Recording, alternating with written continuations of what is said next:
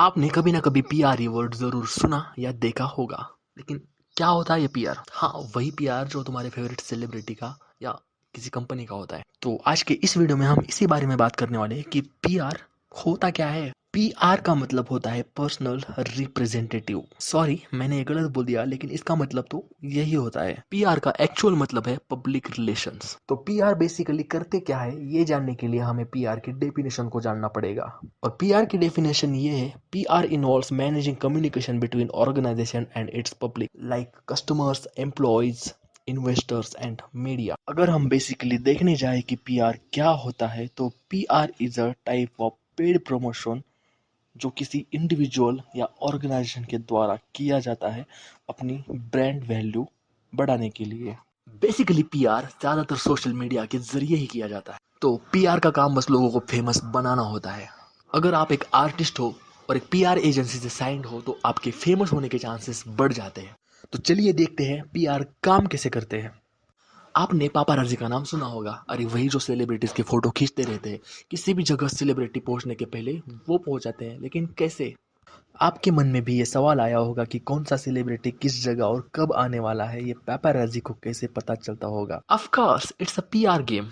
Like ये जो PR companies होती है वही पापाराजी को इन्फॉर्म कर देती है। लेकिन इसका फायदा क्या है? क्योंकि सेलिब्रिटी को खबरों में रखने के लिए, अगर कोई सेलिब्रिटी खबरों में रहेगा तभी उसकी ब्रांड वैल्यू बनी रहेगी, वरना जीरो। पीआर का सबसे ज्यादा यूज अगर कहीं होता है तो वो है फिल्मी दुनिया। बेसिकली क्या होता है, जब भी कोई फिल्म आनी होती है तो उस फिल्म के अराउंड हाइप जनरेट होना बहुत ज़रूरी होता है। और ये हाइप जनरेट कैसे होगी? तो ऑफ कोर्स जब उस फिल्म की बातें मीडिया में होंगी, और मीडिया में बातें कौन करेगा? PR hired pages. आज के ज़माने में किसी भी फिल्म को सक्सेसफुल होने के लिए उस फिल्म के अच्छे होने से ज़्यादा उस फिल्म के पीआर का अच्छा होना बहुत ज़रूरी है। जब कोई फिल्म रिलीज होती है तो उस फिल्म को प्रेज करने वाले बहुत सारे एनोनिमस पेजेस अपने इंस्टा पे तो देखे होंगे।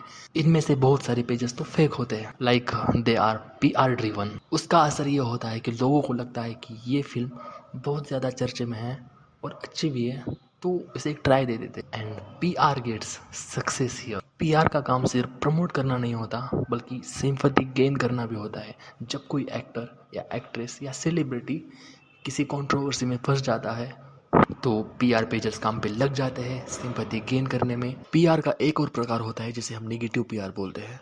और इस तरह का पीआर किसी ऑर्गेनाइजेशन और सेलिब्रिटीज के खिलाफ यूज किया जाता है उनको डिफेम करने के लिए। अगर हम इसका रिसेंट एग्जांपल देखें तो आपने रणबीर कपूर की आने वाली फिल्म रामायणा का इंट्रोडक्शन तो देखा होगा। अब उसमें जो रणबीर कपूर की फुटेज दिखाई गई है, दिस इज टू गुड। लेकिन कुछ PR pages started making propaganda against this. उनका कहना यह है कि रणबीर भगवान श्री राम के रोल के लिए सुटेबल नहीं है, उसे किसी और एक्टर को निभाना चाहिए था। और अब वो रणबीर के खिलाफ नेगेटिव पीआर चला रहे हैं। पीआर सिर्फ बॉलीवुड तक ही सीमित नहीं है।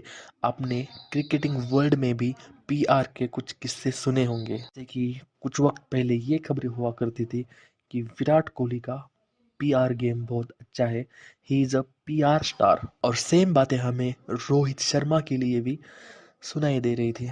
आपने कभी ना कभी ये भी सुना होगा कि कुमार संगकारा और सचिन तेंदुलकर के इंटरनेशनल स्टेट्स ऑलमोस्ट सेम है, लेकिन कुमार संगकारा उतने फेमस नहीं है क्योंकि उनका पीआर गेम उतना स्ट्रांग नहीं है। बाकी ये कहना गलत नहीं होगा कि पीआर एक इम्पोर्टेंट रोल प्ले करता है किसी भी सेलिब्रिटी या ऑर्गेनाइजेशन को प्रमोट करने के लिए। आपका क्या ख्याल है? कमेंट में डाउन। मिलते हैं अगले वीडियो में।